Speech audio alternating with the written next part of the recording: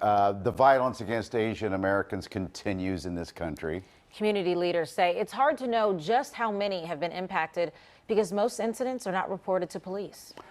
Here are two recent incidents targeting Asian Americans in Philadelphia that were reported to police. On the left is the scene of an attack Tuesday night where a man was arrested for attacking an Asian man in Chinatown. Police say he was shouting anti-Asian remarks while he was doing it. And on the right is the picture of a man who was arrested for hitting a victim of Asian descent over the weekend, also in Chinatown. Our guests this morning say this anti-Asian violence is a growing problem still in Philly. So we're joined now by John Chin, the executive director of the Philadelphia Chinatown Development Corporation, and Sharon Ho, who started Action for Asians. Good morning to both of you. Good morning. Good morning. We've done now a couple of segments on this, and it's just hard to believe that even though this has been happening for a while, and we know it's increased, it just still keeps going. And we've seen marches, people are speaking out, but we're still seeing it happening. John, what are you hearing, and what have you heard from folks in the area?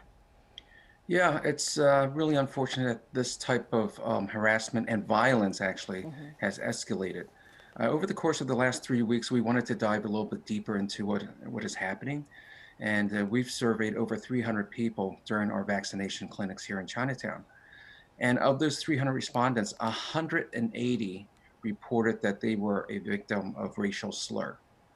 And more alarming, 106 of those respondents said that they experienced some kind of physical intimidation. So although people are reluctant to report to authorities, which they should, we've been able to sort of get this information from the community that we serve. Yeah, I will remind that John is a native of Chinatown, went to Holy Redeemer and Friends Select, so certainly knows Philadelphia very, very well. Sharon, what would you say is the level of fear in Chinatown? Well, I can't, I'm not as an expert on Chinatown as John does. I actually live in South Jersey. I do come to Chinatown once in a while. I would like to say that in the general Asian American communities, the fear is definitely rising. Yeah. I mean, can you blame them? Especially we keep doing these stories over and over. John, what would you tell someone? Because we have also been reporting, and a lot of people are saying that even though we have the numbers, like you mentioned, not everyone's reporting it. Why do you think that is? And what can be done to make sure that these horrible things are being reported? You know, there's a couple challenges. As a victim of an assault or a crime, there is this fear. Especially if this perpetrator is from your own neighborhood, or you were assaulted in your neighborhood, there's a fear of retaliation. I think that's a big driving factor. The second factor is sometimes language and culture. You know, if a victim doesn't speak English as a first language, there's an intimidation factor in reporting this to 911 or the police. And these two things, I think we are working with the police to sort of overcome these barriers. And the police has, over the course of the last several weeks, have made it a point to do some education and outreach and workshops, because they want every person that's experienced some kind of harassment or intimidation or assault to report this. Yeah, Sharon, was this happening before the pandemic, or is this a result of the pandemic? Well, it is, if it's not causation, there is certainly some correlation. We have seen reported crimes increased by multiple folds in the past year, and that was a really fast tick up.